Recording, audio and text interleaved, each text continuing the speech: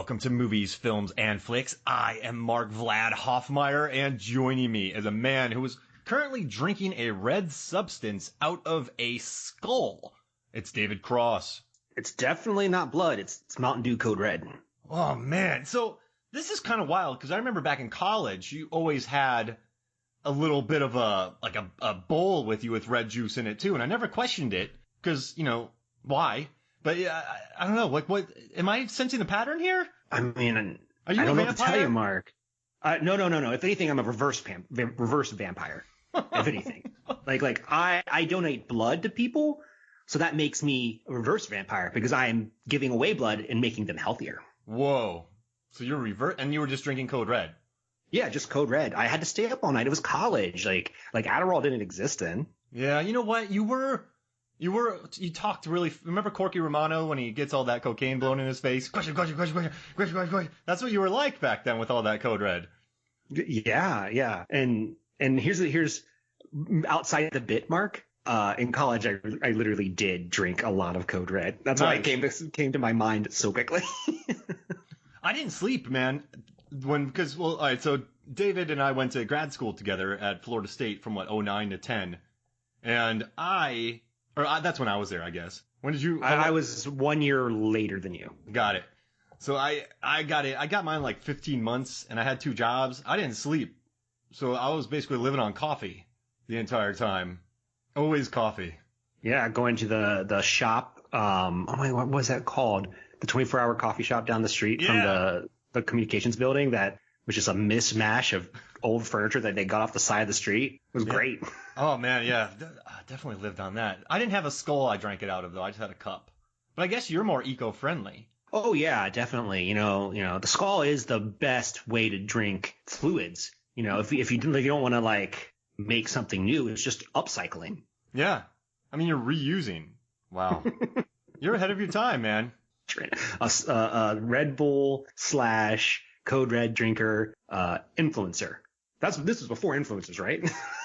I noticed when you started, then there ended up with about 4 people. Now, you were wearing circular glasses like Gary Oldman did in Bram Stoker's Dracula. No one caught on that. But but they did catch up on the Code Red in a skull. Can I ask you a question? Yeah. Okay, 2 questions. Who would you prefer, right? Who would you rather work under?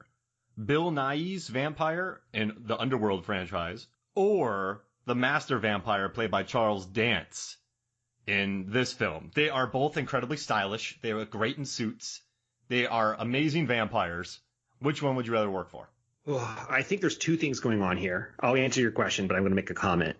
I think the master vampire is also in the Underworld series at one point. Just throwing that. Not the character, but the actor. Oh, Charles Dance? Oh, undoubtedly. We'll go back to your original question. Dracula That's Untold. Really hard. Yeah, which one would you work for? I think I would work for the Underworld boss over the master. Yeah, because that one, Charles Dance in Dracula Untold never leaves his little area, his cave, and he's all about okay. So Bill Nighy, when you look at the people that live in the mansion in the first Underworld, they're lounging, they're shooting priceless statues. I don't know why, but they're just shooting statues. They're lounging a lot. They're scowly. They're chilling. They're happy. They seem content. And there's a whole community. Yeah, whole community. They all just wear a bunch of leather and pout. Then you have Charles Dance. No one's there. He just murders everyone, but he has cool vampire vision. He hangs out in a cave with a bunch of skull fragments and bat poop. So you just throw him I guess you have to throw him a peasant every week if that's your job. Yeah, we are definitely going to delve into that curse because I find it very confusing. And then another question. So you are the host of the Award Wieners movie review podcast. What kind of hot dog would you make? This is an Academy Award winning film. That's what you cover. Mm-hmm. And it's probably a little later now, but you had your Apocalypse Now episode. That one went pretty bonkers. A lot of fun. Listen to that. What kind of hot dog would you make for Dracula Untold? Well, I think you'd have to do a blood sausage. I mean, you have to. I don't know how you're going to do it, but you start off with a blood sausage, 100%. Yeah. And then I'd have to think of what are things that are in this movie that are really funny or really interesting. I mean, you could put ketchup on it because like ketchup reminds me of blood, but it's not like the most inventive, right? It's not like the most fun thing to make. Oh, siracha would be good. Tomatoes. Yeah. I mean, you could also, this is such a, I'm already gagging thinking about this. You could turn it into a slurry and use a big straw. So you can drink it like blood. Wow. But just dude, that's it. So you would blend it up, pour it into a blood, like a skull, and drink it from that. Yeah, and it'd probably be really disgusting, but hilarious to watch me try to do it. Do you think the master vampire would like that tequila that's in a skull? Here's the thing. I think he would like the concept of it, but we don't know if they can eat human food. Like, typically, vampires, like, if they eat human food, they get really sick. All we see him eating is other humans. Well, I guess he's not human. Yeah. In a weird scene, like, how many people go to that cave? Now, Four? Okay. Let me start real quick. Dracula Untold. I'm gonna do something real quick. Then I'm gonna have you do it. So far, we've covered The Mummy 1999, The Mummy 2017, Wolfman 2010, and Dracula Untold 2014. If I had to rank them, obviously The Mummy 99's on top. Then I would do. You're gonna think this is controversial, right? But just watching, right? If I would put Wolfman second in regards to production design and all that, but I'm going to say Mummy, Dracula Untold, Wolfman, Mummy 2017. That's interesting. Mummy, Dracula Untold, Wolfman, Mummy 2017. How would you rank these? All right. I think I would go Mummy 1999. Mm-hmm. Easy. Like there's no comparison to that. I almost didn't add it because it's a gimme. Yeah, exactly. Then I would follow that up with Mummy 2000 and what was it again? 2017. Yeah. And the reason for that is because it has a bit more humor in it than the other ones, and I particularly like that. And I'm a sucker for the quote unquote Tom Cruise formula for movies. Mm-hmm. Like I like set pieces and running. Like, oh my, you got me. Sold. From there it would be Wolfman strictly because of the set design. It is one of the most gorgeous films I've ever seen. Uh-huh. Reason it was nominated for an Oscar. And then this film. And I should say that ranking it this way doesn't mean that I don't like this film. This is just the order that I have. Yeah. Oh, no, I get it. And listen, I think The Wolfman is probably a better movie, but what I like about this movie's 90 minutes, probably 82 minutes with credits. 82 minutes, right? Yeah. And it is one of the most just unpretentious, straightforward, like it's so just I just like how unpretentious it is. It's just a simple, nice little movie that tries to do something new with Dracula, and I appreciate that because I was thinking about this the other day, and you have one of my favorite movies is Bram Stoker's Dracula. Once again, going back to production design, Francis Ford Coppola made a beautiful film. Dracula Dead and Loving It, which we've both covered on the pod. These both been covered on MFF pod. That's just a funny comedy, cheeky Dracula. You have Dracula 2000 with Gerard Butler's hair. Dracula 1931. You have a very weird accented Dracula in Van Helsing. Then you have Blackula. Then you have Hammer Horror's Horror Dracula. You have Nosferatu. You have a lot of different takes on Dracula.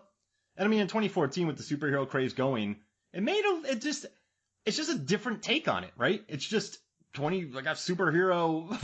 It's superhero Dracula. Yeah, superhero Dracula. And so I don't think they could have gone another route by going full historical, sensual, Francis Ford Coppola, everything in camera, Bram Stoker's Dracula. They didn't want to go with humor, so they just tried something else. And they even, I don't know, I liked it. I thought Luke Evans was solid.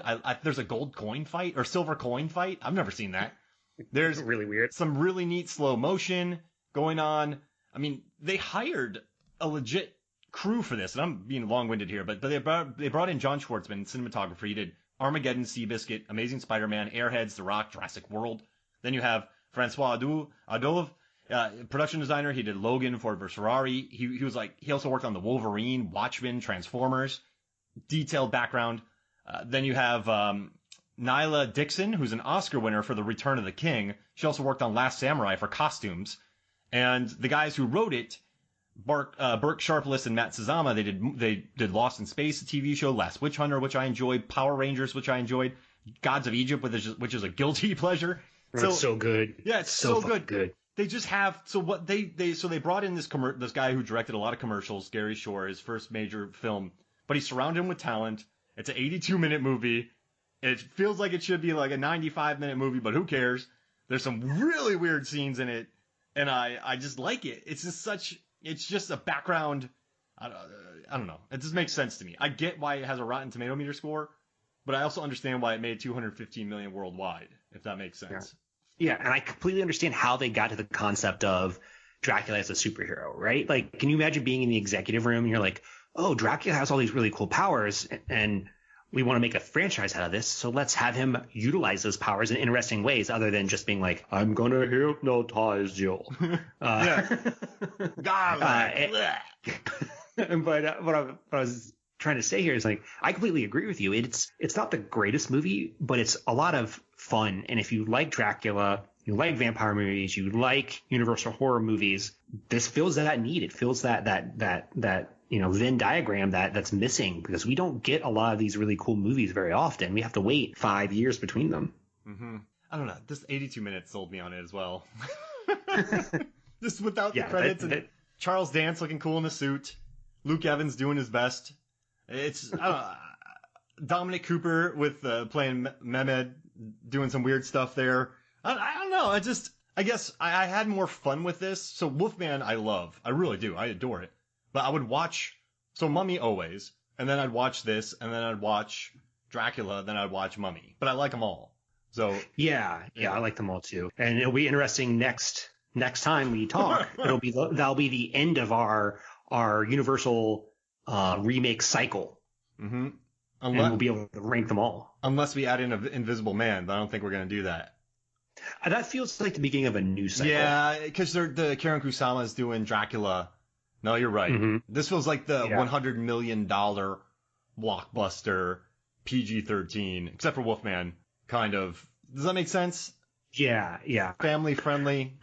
Mm-hmm. I mean, they try to be family. Like there's a lot of death in this movie. There's not a lot of blood, but there's a lot of death. A lot of smush. And you know what's interesting? I was talking to Megan, my wife Megan. We were on a walk, and we were talking about this movie. Which one does?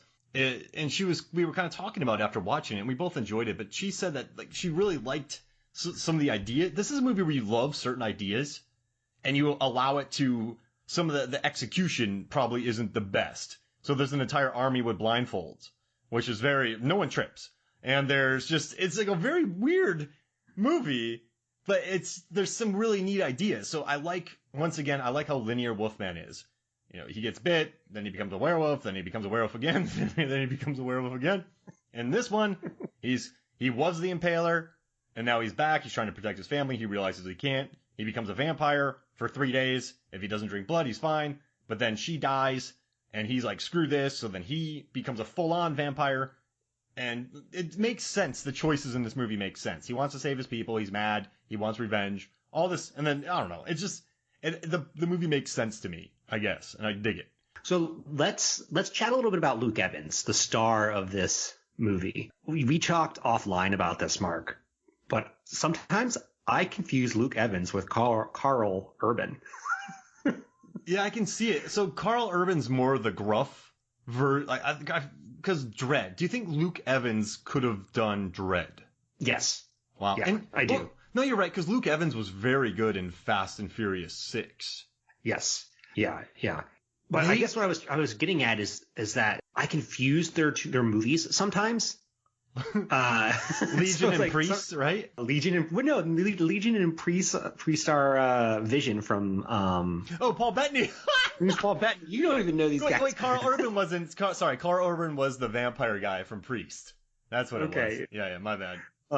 So I had to look up Luke Evans. I was like, I know who this guy is. I swear I know who he is. And then I was like, oh, I only know him from like the big ones, like The Hobbit, Fast and Furious, and now this movie. And The Alienist, I love that show, so I've been watching that. I dig that. But so you get, I mean, I could see it. In this movie, he does fine. There's nothing wrong with him he does a totally serviceable job. It's kind of nice having a fresh face, different face carrying a franchise too. I don't know if you've ever thought about that. Sometimes it's kind of nice to have a Taylor Kitsch thrown in every now and again. What a callback. Yeah. Well, I was a huge Friday Night Lights fan, so when he started hitting big, I was like, yeah. But I think he found his niche now in playing kind of slimeballs supporting roles. I think that's where he's going to be solid at. Like, he was in Waco and all those other shows, so I think he'll do it. No, I mean, yeah. I mean, who do you like better, Luke Evans or Carl Urban? I mean, I think it's very hard. I think at this moment, I think I like Carl Urban better because I love the Star Trek movies, and yeah. I love him in the Riddick movies. Yes, the second one with Tandy Newton, right? Yeah. Tandy Newton, God bless her. She's had a wild career. She had an interview lately that was bonkers. Did you read all the stuff she was talking about in there? About Tom Cruise? Yeah, and then the casting in Charlie's Angels, and it's very rare that you hear that openness from an actress. It was pretty nice. Yeah, but she's in a position right now where she can do whatever she wants. Like she's nominated for an Emmy, I think, with Underworld. Or no, that already happened. I was gonna say Waterworld. We mean Westworld. Westworld, Underworld, Waterworld. What are those done? Underworld. She could have done. She could have done Waterworld too. Yeah, but I dig Carl Urban. But the thing is, like, I think in the long run, I'm going to end up liking Luke Evans more. Because at this moment, I haven't seen all of Luke Evans' movies, so I haven't seen Beauty and the Beast. He belts some songs out in that. He's good. Oh, he has an album. Did you listen to the album? Oh no, I haven't. Yeah, he has an album called, I believe it's called At Last, that came out in 2019. It's a cover album, and it's legit. Like, he can legit sing. It's not something I would, like, listen to every day, but it was enjoyable, like, for this podcast, just throwing it on, listening to the background. And he's in Three Musketeers. I love that movie. Paul Anderson. I'm just looking through his movies right now. Oh, I dig it. And then High Rise. That was a good one. Dude can sing. He's in Murder Mystery, Adam Sandler. I'll take it. Yeah, he can sing, he can dance, and he's just gonna. He's popping off, but he's in a Bastion prequel that's coming out or being in post production, I think, or pre-production. But he's gonna pop off in a huge way. But I like Carl Urban at the moment more because he feels funnier. Yeah. Like even in the MCU when what's his name? Scud. Yeah. Yeah. I can tell you when I saw that movie and I was like, he's too big of an actor for this role, is the first thought I had in my mind. But then I was like, well, when someone asks you to be in an MCU movie, you say yes. Now he has Star Trek, he has MCU, so he had some hero moments in that film too. So he went down just fine. And I think wasn't he in Lord of the Rings as well? Oh yeah, he was huge in that. And then he's also in The Boys on Amazon Prime, which people love. Yeah, he's doing great. I didn't mean to derail this and turn this into the Carl Urban podcast, but I want to play a game with you, Mark. Okay, let's do it. If you will allow me. Yeah. And this is going to be called Luke Evans or Carl Urban. So I want to give you some roles, and you tell me who you would think would be better suited for that role. Oh, I love it. Okay. So number 1, Kylo Ren. Wow. All right, let's see. I would have to give it to Luke Evans because as much as I'm a fan of Carl Urban, I'm a huge fan of Bruce Campbell too, but I don't see Bruce or Carl pulling off. I like my sullen emo Kylo, and I think Luke Evans could be better at that as emo, if that makes sense. So I want emo, so I'm going to go with Luke Evans. Yeah, it's a wider swing in acting ability. Yeah. Or act like, yeah. Okay, I get that. Okay. I think this is going to be a more interesting one, too. Wolverine. Oh, goodness. I immediately thought of Sideburns, and that has to go to Carl Urban. Let's see. Oh, man. Okay. Wow. You get two different ones. You get the world-weary one with Carl Urban. I've seen it all, done it all. Give me some Jack Daniels. Mm-hmm. And then Luke Evans, you get more of he has range, though. High Rise, he's a completely different character than you've ever seen him. Beauty and the Beast. I'm gonna go with Carl Urban on this one because he's a fan favorite, he's a nerd favorite, and I think his sassiness would be good for Wolverine. Okay, interesting. I think I would go with Luke Evans. I think the first two for me are Luke Evans. Ooh. Number 3, Benjamin Franklin Gates from National Treasure. Wow. Okay, who can pull off Ernest more? So when Nick Cage, what I love about Nick Cage in National Treasure is that he dives into it with earnestness. When he is reciting lines, he is so excited to be there. And just, oh, it's in there. It's in this. Oh, I got this. Oh, we're going there. We're going to England. Yeehaw! Let's put lemons on this. Let's do it. And he's just so earnest. And Man, I would have to go with Evans because I'm a huge Carl Urban fan, but I don't see him pulling off the earnestness of the role. Yeah, I think I'm going to go with Carl Urban in this role. Oh, wow. Yeah, Funny. I think he's funny. Like, he has the ability to be really, really funny. Yeah. And because he plays Bones really well. I love his sarcasm. When I think of Bones, I think of sarcasm, right? Just sort of, yeah, no, in The Boys and that he's legit funny. I just want my earnest. I'm so, you know me, man. I'm like a National Treasure homer. So I know, that's why I included it, because it'd be hard. So I'm thinking Evans because of his earnestness. We have two more. I'm thinking these through. I love it. All right. Mad Mardigan from Willow. Oh, Urban all day. 100%. Yeah. He's a better Mad Mardigan. He's Mad more, Mardigan is sleazy. He's more rakish. He's more sleazy.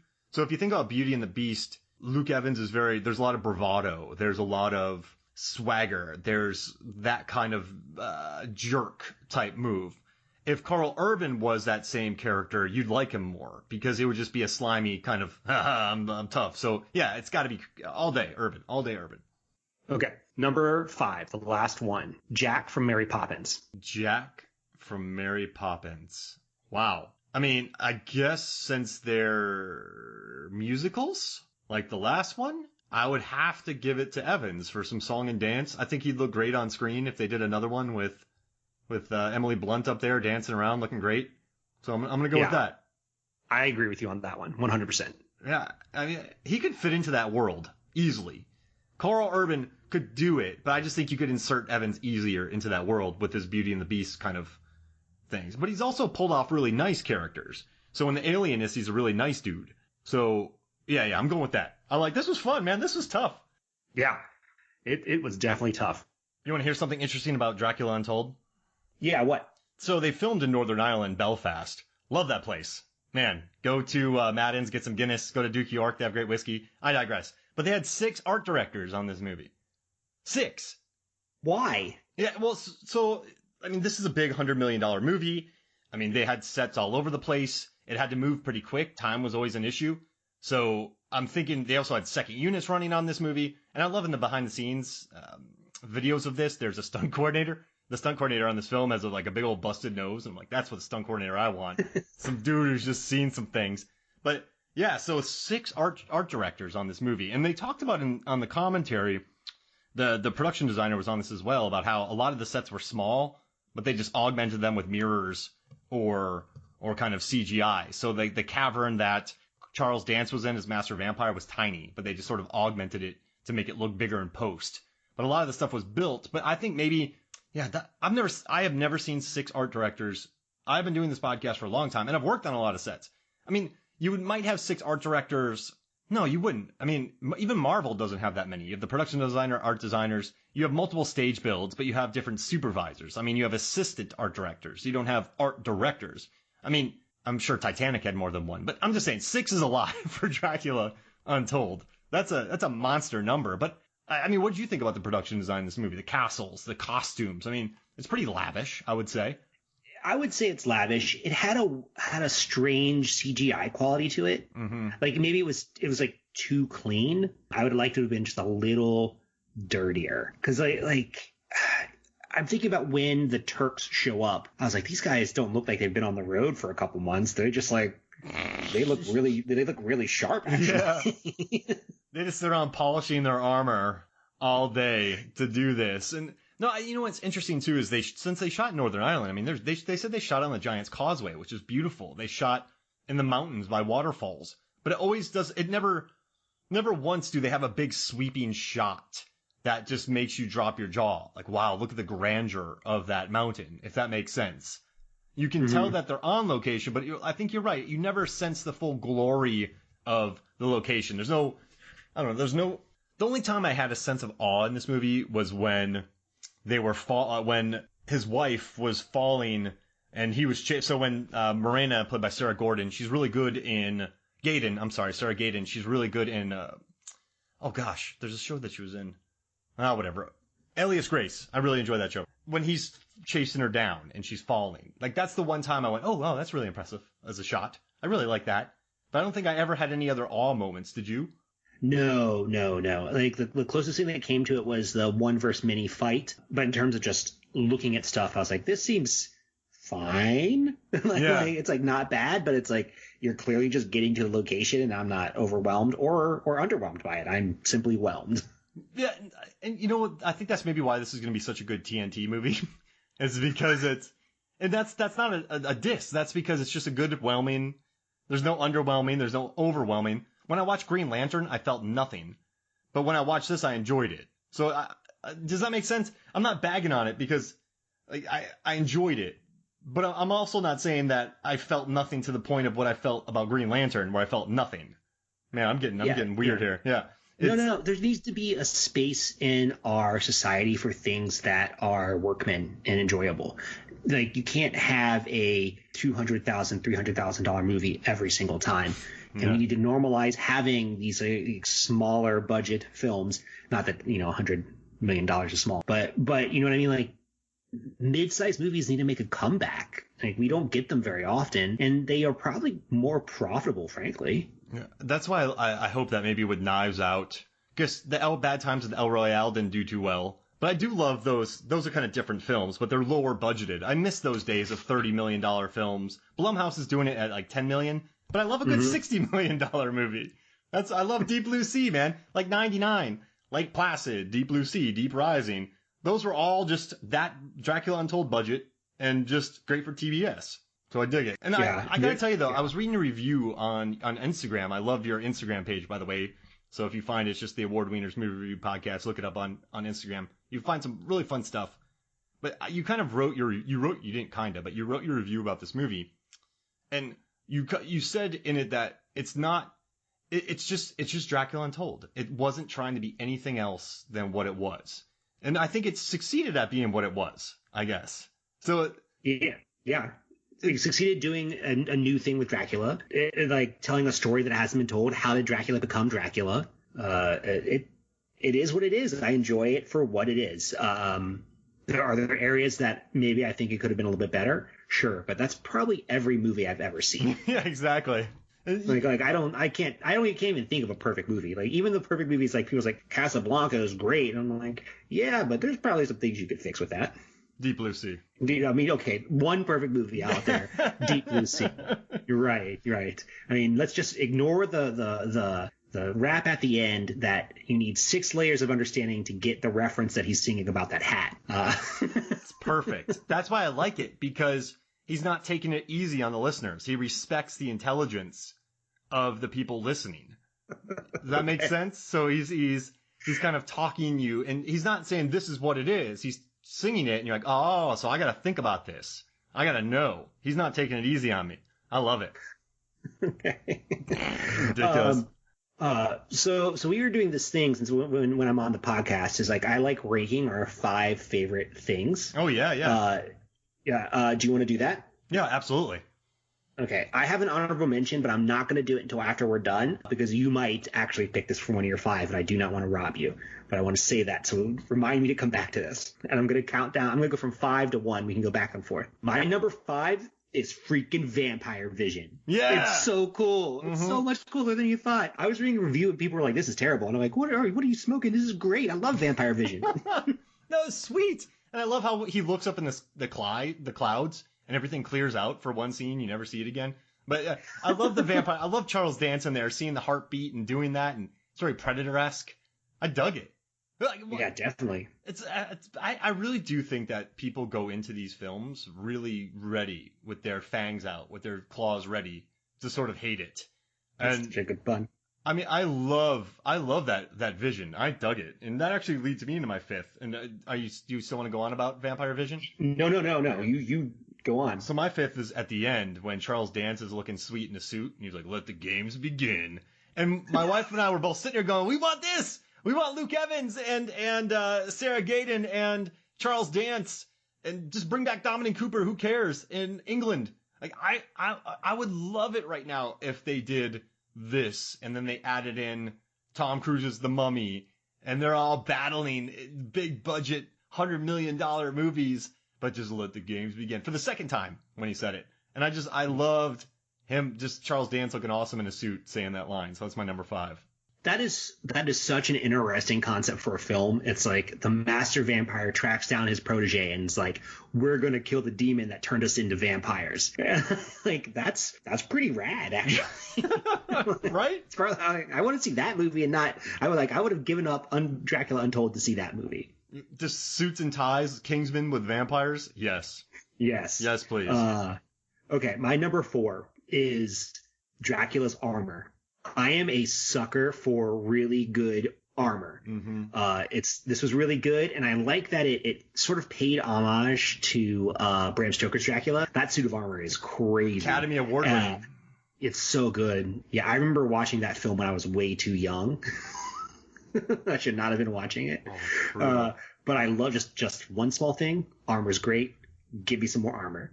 I love that. That armor looks great. And knowing it was coming, so this is random too, but I did an event in Calistoga close to Napa. And I made, we had a day off, and I just made my wife drive to Francis Ford Coppola's winery so I could see that armor that they have on display. So you're so lucky. Yeah, we had a couple some wine, but I was like, I got to see that armor because that's iconic, man. And I saw that when I was like you, way too young, and it left such an impact on me. And so seeing it again just brought back all my childhood happiness. And it's just, I'm a simple guy. I put the armor on. I'm happy. It's cool. I dig it. Show me that. All right. So my number 4 is, so when his wife is about to die, Morena, and they steal his kid, played by Rickon, they shot in Northern Ireland, so they brought in a ton of Game of Thrones actors for this, because that's where they shot in Belfast as well. But there's a scene where Vlad senses that she's going to fall and something bad is happening back at that abbey. So he takes off flying. And there's one henchman left, of Mehmed's henchman left. And Vlad just flies into this supposedly incredibly badass henchman, just wipes the thing off the face of the earth. And it just shows how powerful he is. I love it. There's this henchman who's super snide. I think I'm the best. I'm going to kill everybody. And he just tosses this thing away and doesn't care about him at all.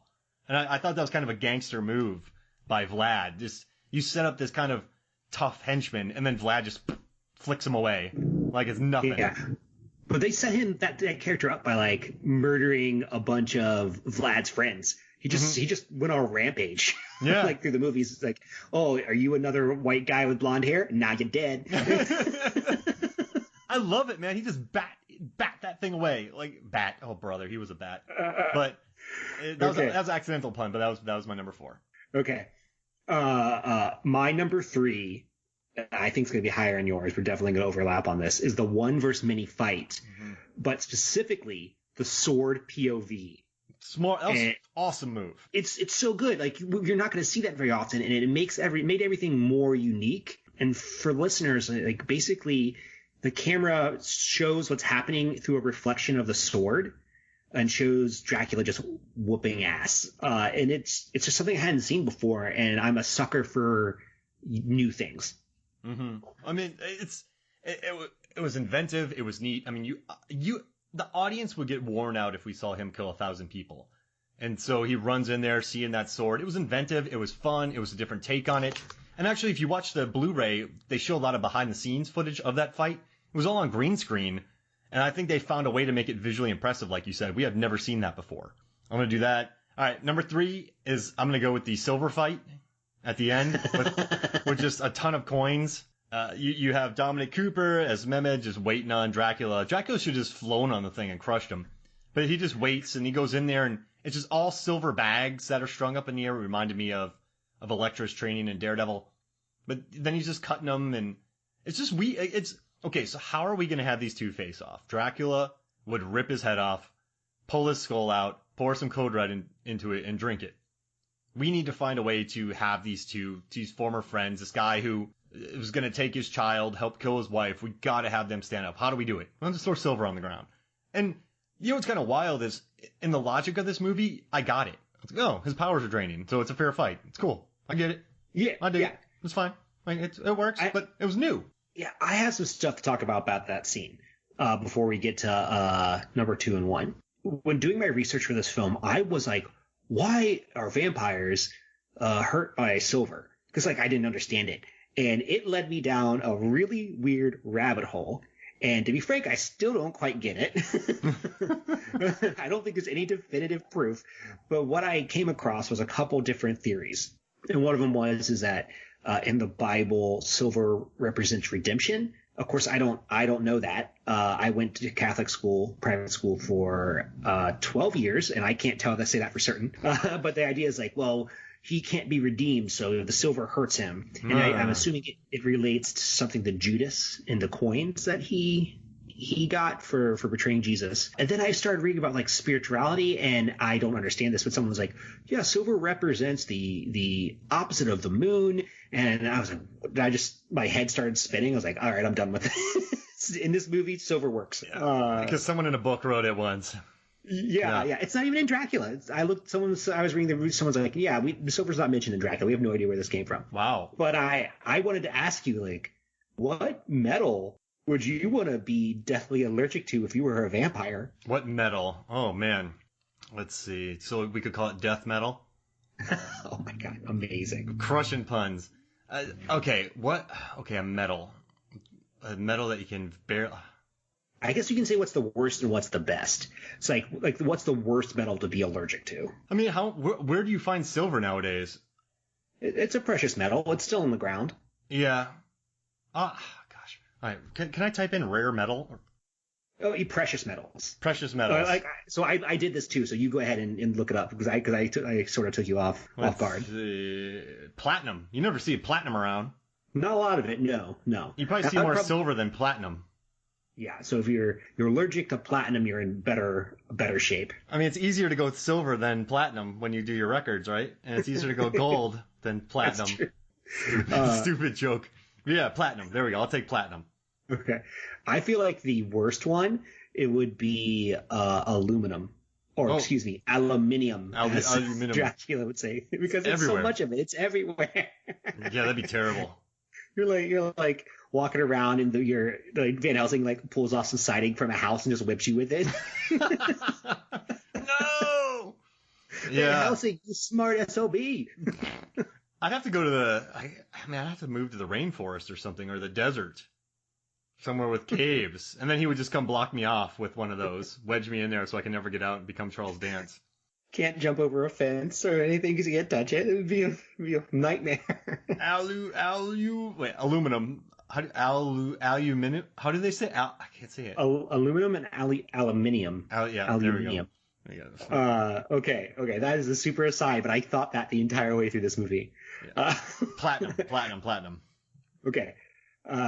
Number 2. Okay, so you're up. Good. Yeah. Number 2, and you know what? Now I'm reading this, I'm surprised this isn't number 1. I must have done this pretty quickly. Number 2 is the bat punch. I love the idea that Dracula's just like, I have thousands of bats, and I'm gonna punch people with them. And he has zero regard for the bat's safety. Like, bats are not a renewable resource. No, he killed a lot of bats here, and you never see their bodies. He's just like, hit the ground, punch them. But it's such a weird, strange superpower that I really dug it. Maybe these bats are stronger than we realize, or they get bat power with Dracula. But yeah, he was killing the heck out of people, man. The punch. It's just that one punch when he raises his hand. It's like, oh, it's bat time. Vlad smash. Here's what I also thought while watching that scene. I was like, oh, what is the equivalent of that in New York City? And I was like, I wish I could summon some pigeons, like pigeon smash, or instead of turning to a cloud of bats, I'd turn into a cloud of pigeons. That'd be deadly too. I mean, they're bigger beaks, maybe bigger claws. Yeah, they're heftier. Yeah. They don't get chased away as much. Yeah, and especially New York pigeons, they're tough. They're bigger. Man, you'd wipe out cities. Like 2 vampires are fighting each other. One is a bat vampire, one's a pigeon vampire. Who wins? What time of day? No prep time. Yeah. Oh, brother. Hey, I'm going with pigeon. They're bigger, heftier. I mean, bats can get on you, but they're just tiny. Like I'd want to. If you have the same amount, I'm going pigeons. Yeah, I think I am too. So I have something. I didn't think about this, but I'm gonna say this is my number 2. I have this in highlighted, underlined, and in all caps. But when Morena is about to, when she's on the tower and she falls off the tower, right before she does, one of Mehmed's henchmen socks her right in the gut. But it's just like, it's the most unnecessary gut shot I've ever seen, and it has the worst gut shot noise ever. It's like a thump.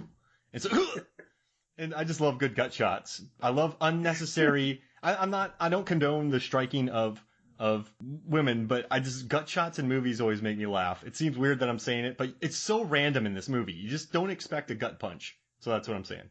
Okay. I could get that. I can get behind the idea of like unnecessary gut punches. That sounds like a really funny 80s article for action movies. Yeah. It's like all the times a hero got cut, like the best gut punches. That come out of nowhere. I love random gut punches in movies. They always make me laugh. So that's what I'm doing. That's what I'm saying right there. That's my number 2. My number 1 is the coin fight because it is so freaking weird and unnecessary.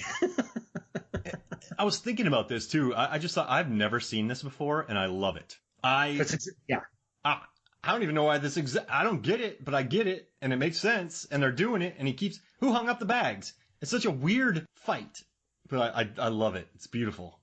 Like if that was me and that fight scene happened, it's like, oh no, look at all this the silver. It's like you just step outside the tent and knock the tent over. Oh, man. I mean, I love it. I would love to do that for a final fight too, because I just think it's worth exploring. It makes me so happy.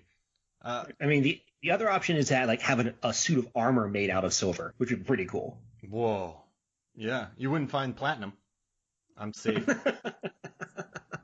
All right, so I was going to say my number 1 is how he turns the entire village of people into vampires, and they just lay to waste an entire army, and they just love it, and then they want to murder a child. But I guess I just got to go. I'm telling you, I got to go with anything Charles Dance in this movie. I love the look of him. I love his performance. He's just locked in a cave. But I liked the practical effects that they did with him. I liked his attitude. I liked at the end when he walked out, just like like in Saw, game over. Like the world's in trouble now. And I don't know. I just loved having Dance in this. I loved his look. I love the mythology. I kind of like the speech he gives him too when he says, men fear monsters. And when Vlad's talking about, I murdered all these people, I felt nothing. And for every person I spiked, I let 5 go, but everyone talked about the spikes, the impaling that I did on people. And then they said the world needs a monster. And I just thought that conversation was pretty interesting. It reminded me a lot of the discussion from The Mummy that they had about he becomes Van Helsing, he becomes a monster. Geez, they stole from Dracula Untold. But it's I liked the conversation. I thought it had some interesting themes. So I'm gonna go with that. The second meeting with the Master Vampire. Awesome. So I did not forget about my honorable mention. I'm actually very excited for this one. The Romani's knife skills. I am a sucker for a lackey who can flip his knife around and do crazy things with it. And it's shown like twice in this film, and I was like, yeah, this guy's gonna be a huge player. And then he's only in it for like a total of a minute. Never introduce somebody with knife skills and then forget about him. Man, I hate wasted knife skills. Desperado, perfect. Commando, perfect. This one, they didn't nail the landing on it. I guess I'll give an honorable mention to all the dragons that you see in the background. So the production designer and director hid dragons everywhere. I don't know if you know that. I didn't. When you watch the movie again, you'll notice dragons everywhere. At the end, in his room, in the kids' room, you'll see dragons all over the place. So I guess that's my honorable mention. Hey, so how about this? Let's take a quick break, and then when we come back, we will talk more Dracula Untold. We'll load up on Code Red in Skulls, and then we'll come back and talk more. We'll be right back. Welcome back to Movies, Films, and Flicks. And we've talked about this movie, but I got to do something now. We're gonna do a draft. We have to. You and I have had a staple for a year and a half, 2 years, 2 years maybe that we've been doing this. I don't know, a while. So we're gonna do a draft, and it's a one versus many draft. So we're each gonna pick 5. We're gonna put up on Movies, Films, and Flicks Facebook. People will vote on it. Doesn't matter who wins. Vote for your favorite team. We don't care. It's just for fun. But come over there. It's nice and positive. We have some fun votes. So, since, you know what? Take your first pick. Well, before we get into that, Mark, can we talk about the curse, the Master Vampire curse? Yeah, sure.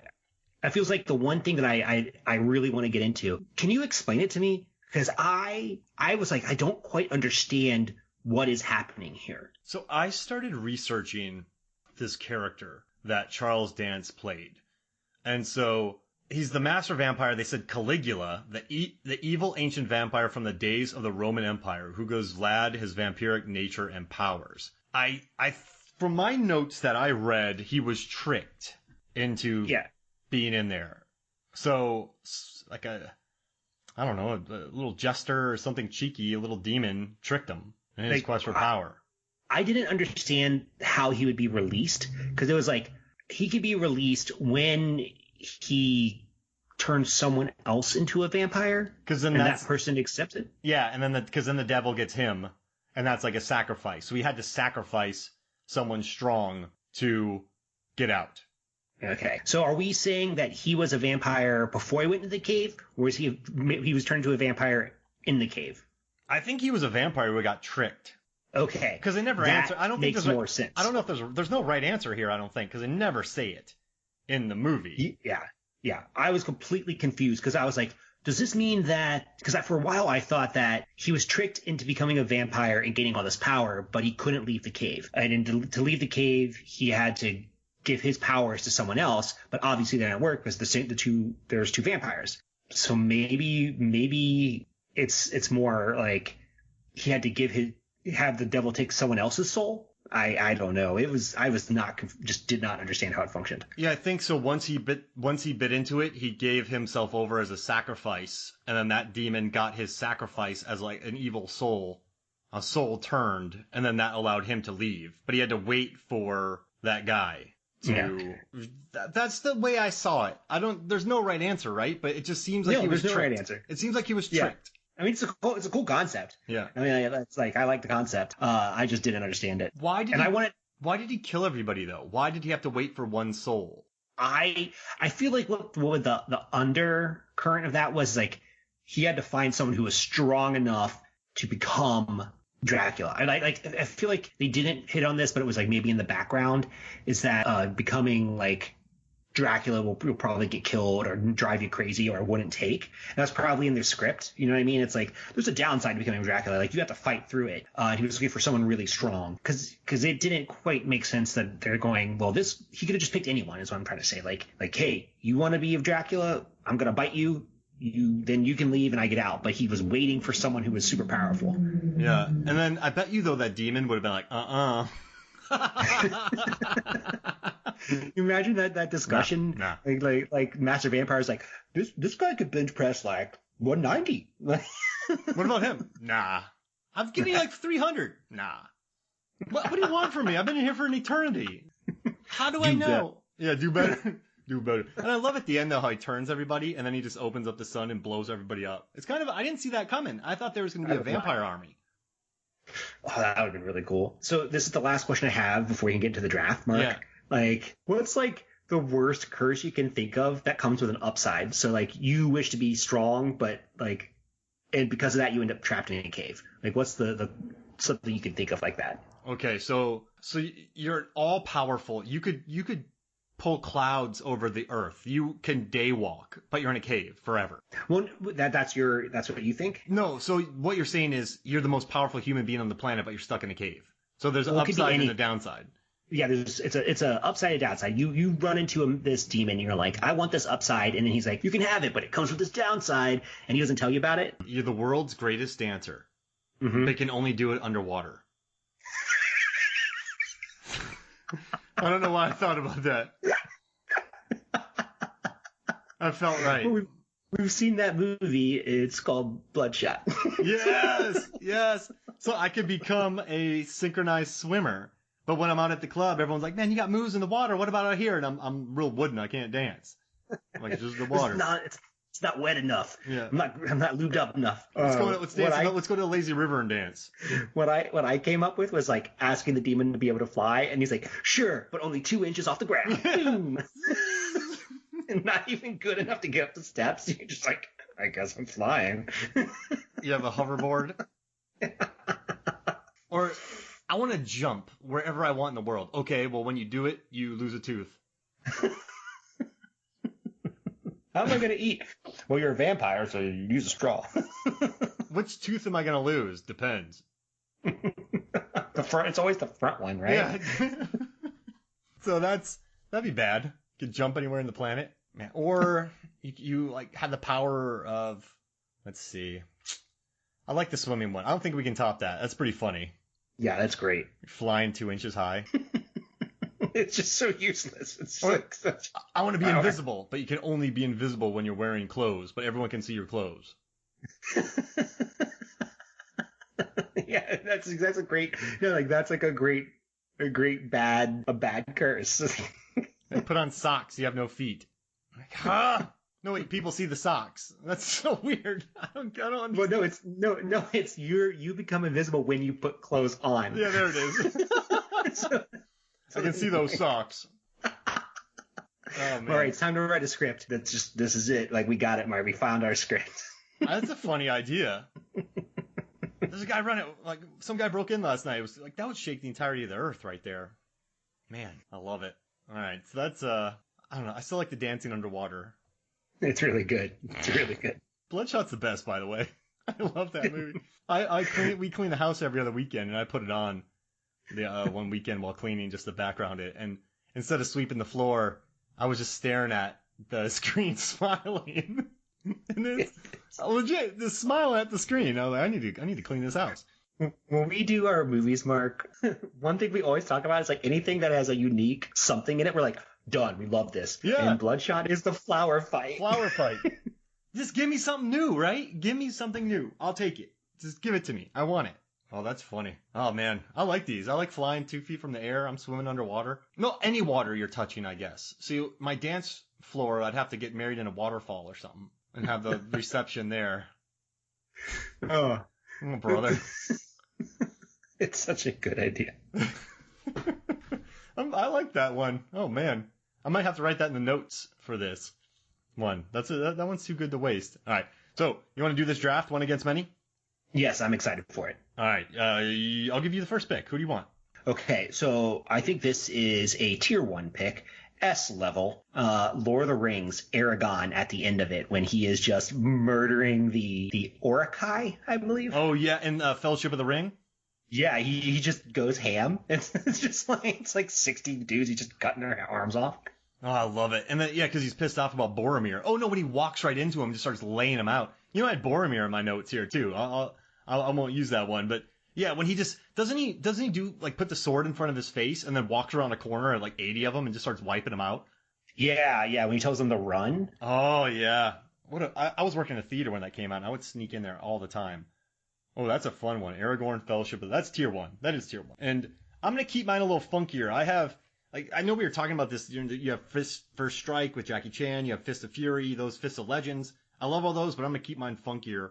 So just giving you a heads up. But my first one's The Villainess. I don't know if you've seen it. So it's on Hulu. It's a South Korean film where there's this villainess, and in the beginning it's a first person thing where she wipes out about 200 henchmen by herself. And she just goes into this place, but they're all levels. So you have these scientist guys, jacket guys, MMA guys, and it's brutal. It's in first person. They didn't have any budget, so all the stuntmen in Korea worked on it. And it's just this badass fight scene, and it's on Hulu right now. So if you're curious to watch that, that's my first pick, is the Villainess. That reminds me of the final scene in Hardcore Henry. Yeah, I'm not picking that one, but that's a great idea. I think my number 2 is going to be Blade, the rave scene, because technically he just murders the entire room. Yeah, they have nothing for him. Nothing. He just wipes them out. Oh man, and that's such an iconic moment. Is just the blood pouring down. I did the math on that, how much blood supposedly came out. That was kind of fun. But yeah, just they wrote Blood Rave on the thing, the iconic visuals. That's a good fight. And I like what I love most about that fight scene is you bring the human in to see the world, which is always a smart move, screenwriting 101. But they're acting like these big bullies and they're terrifying him. He's frightened out of his mind. He's gonna die. And then they see Blade and they're like, oh man. So I love that dichotomy of tough guys and then they meet the real tough guy and then they're like, ooh. So yeah, that's perfect. All right, mine. Oh, okay. I had one. Where'd it go? This is a weird one. I'm picking some weird ones, man. But I'm gonna take because we talked about her in The Mummy, I'm going to take Sophia Botella from Hotel Artemis, where she fights these guys in a hallway and she's like, don't cross my line. And it's just her beating up henchmen. And it's just Sophia Botella. I mean, we don't get to, villainous and this, but I just love, I don't know, she's like, don't cross my line. And it's just Sophia Botella wrecking dudes in a kind of a decent movie. But I don't know, she was outnumbered. Don't cross my line. It's a good gag for a fight. And she crushes people. So I did that one. Okay.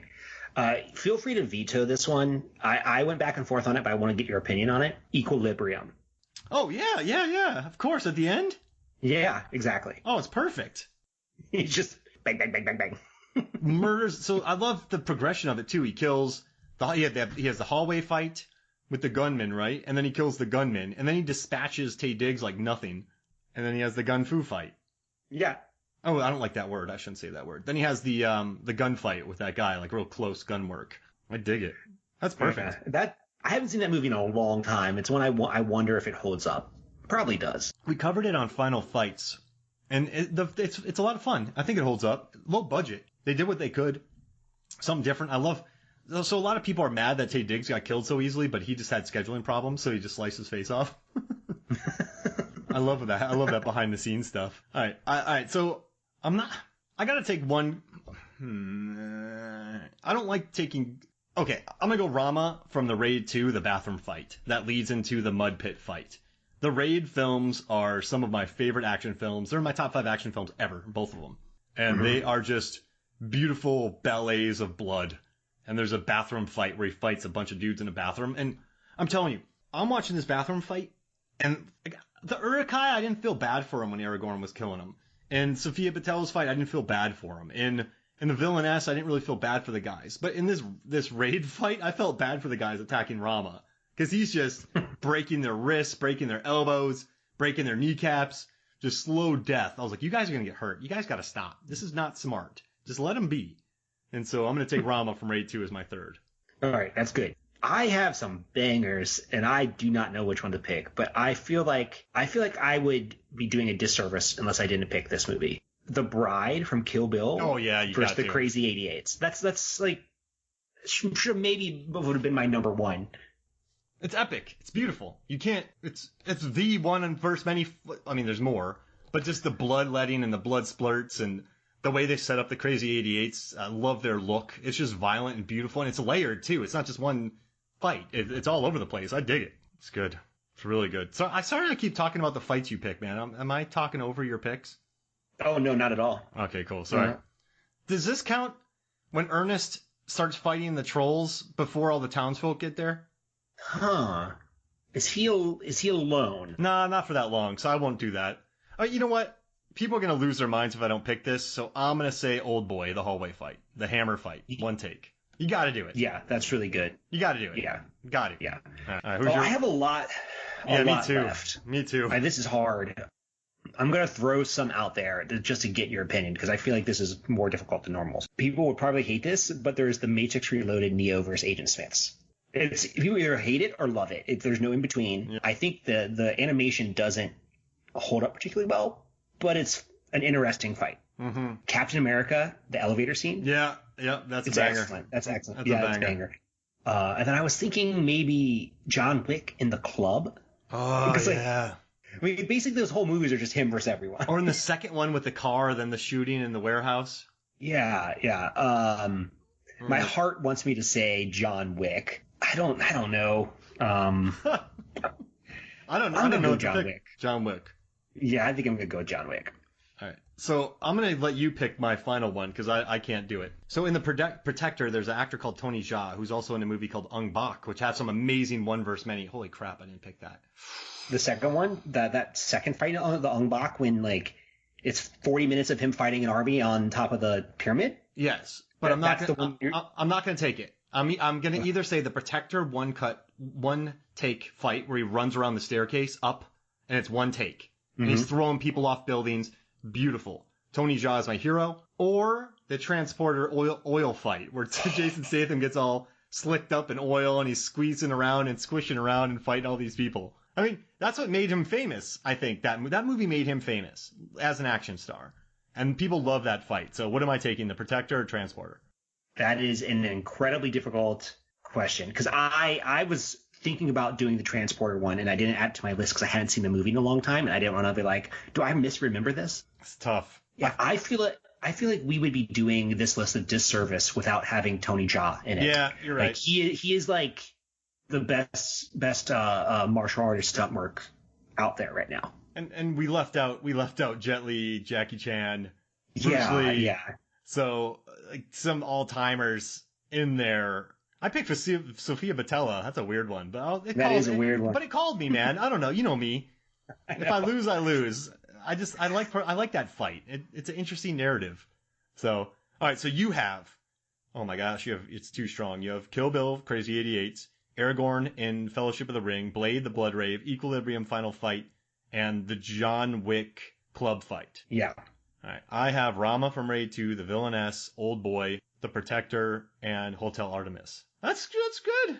Yeah, that's pretty good. If we're know. gonna combine these lists, Oh, yeah, let's cut it. Okay, so let's cut it down to 3 or 5. What do you think? let's do 5. Let's cut it down to 5, half. I mean, the first thing I'm thinking, Mark, is that you pick The Villainous because you described it eloquently and it sounds amazing. It's badass. It's yeah. Okay, cool. I love that. I'll keep that. Villainess. We'll keep it. We'll keep that. All right, so we got Villainess, and then I loved your. Oh man, I mean, you got to pick Kill Bill. You have to. Yeah, you have to. Yeah. And speaking of being blessed, I was walking down the street yesterday and someone had set out a box of DVDs, found both Kill Bills in it, and I was like, winner! Score! Oh, that's amazing. Okay, what do you think about? Okay, I mean, Old Boy is like an all-timer. Yeah, I think Old Boy goes in there. I like your Equilibrium pick though because it's so layered.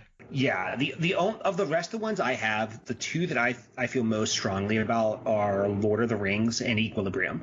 And I like Equilibrium because it's strange. It's like it's not like the type of fight scene that you would see normally. Yeah. And I just love the drama of Lord of the Rings and how Aragorn is just going, man. He's trying.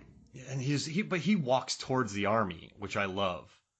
So, okay. In this fight, Christian Bale's never in trouble. Never. But I think in this fight against the Uruk-hai, Aragorn could be in trouble. He almost dies. Yeah. He gets lucky. Yeah. So I think I almost like Aragorn more. I do. Of those two, Lord of the Rings is the superior fight. Okay. So I guess I mean, I love The Protector. That's an all-timer. One shot. Add it. That's a great scene. I have no problem with that. All right, so I think we got The Protector, we have Fellowship of the Ring, Old Boy, The Villainess, and Kill Bill. That's a beautiful list. It is. We did a really good job. Some of the ones that didn't make the cut. Batman vs Superman. Batman the warehouse scene. Yeah, I love that scene. Best part of that film. The Kick-Ass scene. I haven't seen it in a while, but I remember liking it. And then I've talked about all the other ones. Oh, and then what? Kingsman too. But he has total control of that, right? Because everyone's mad. Yeah. They're more interesting when they're not in control. Like you don't know what's going to happen. Yeah, this is a good list. And Old Boy, you just never saw the fight going that way. It's so unpredictable. Oh, I love it. All right, let's see. What else haven't we covered at this movie? I think we've covered everything. Yeah. We've talked about Carl Urban, bats. Charlie Cox was going to be in the cast, and then he wasn't. They're going to have Baba Yaga in it, then they didn't. Was going to be part of the Dark Universe, then it wasn't. A lot of weird stuff with this film. I wish it would have been. And I guess, yeah, I mean, I think we got there. There's a lot of little minutia in here to cover, but then we'd just be saying in that and this. But in the end, like, final thoughts, I like this movie. I enjoy it. I really do. I bought it. Yeah. I'm going to enjoy it. I'll put it on cleaning the house. I do have a final thought.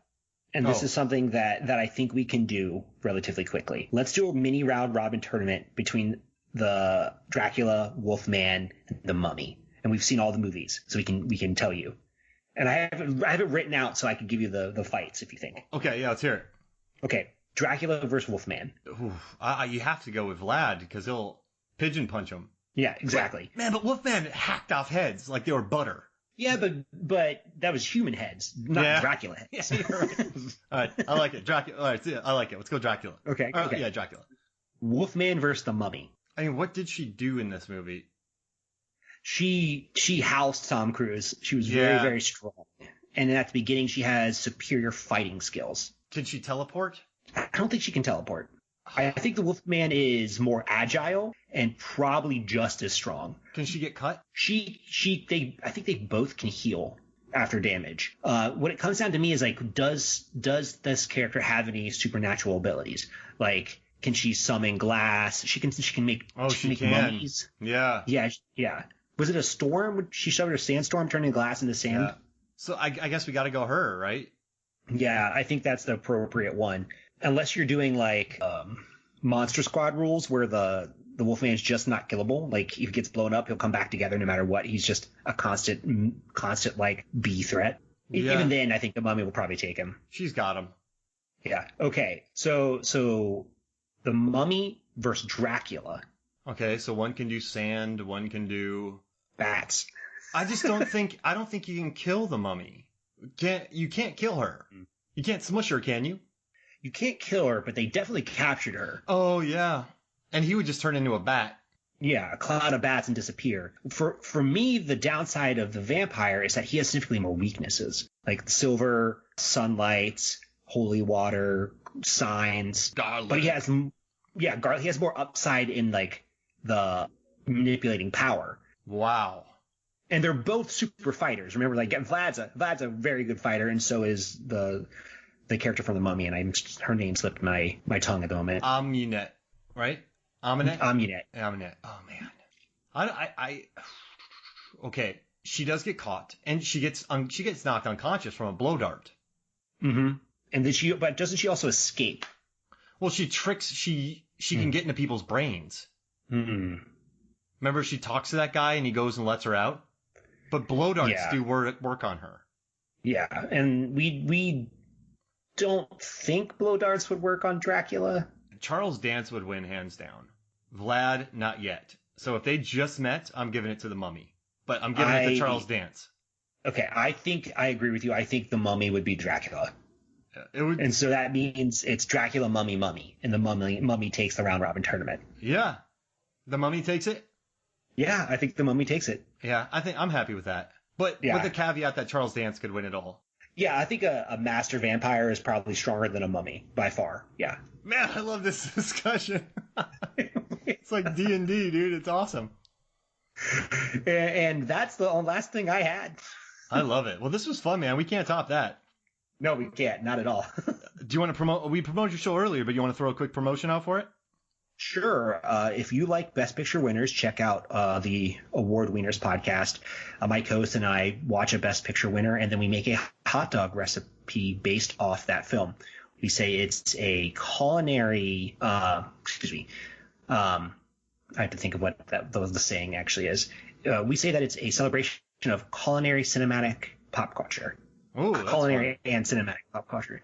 Yeah, it's fun. We just did. The Deer Hunter, and next up is The Apartment. Oh man, and you got Cavalcade out of the way, so that's good. Oh, Cavalcade, listeners, do not check that out. Feel free to listen to the podcast, but do not watch it. It is a rough one, real hard to get through. But you got Deer Hunter and Apartment; those are strong, and they're good. Apartment's a good palate cleanser. Well, there's some rough aspects in Apartment, exactly. Though, but it's a nice palate cleanser after Deer Hunter. Oh man. Oh yes. We are getting into the better end, so we're about halfway through the series, and we are getting into like the stacked part of it, where like we're gonna have some good ones coming up. I love it. So and also, guys, you'll learn something from it, which is most important. So if you want to learn something about the movies and the actors involved and the directors and where they were at, listen to it because you'll get some solid knowledge about the year, make you better with movies. So yeah, but thank you for joining me, man. That was great. Thank you. All right, so for me, Mark Hoffmeyer, and for David Code Red Cross, this is Movies, Films, and Flicks. We'll see you next week.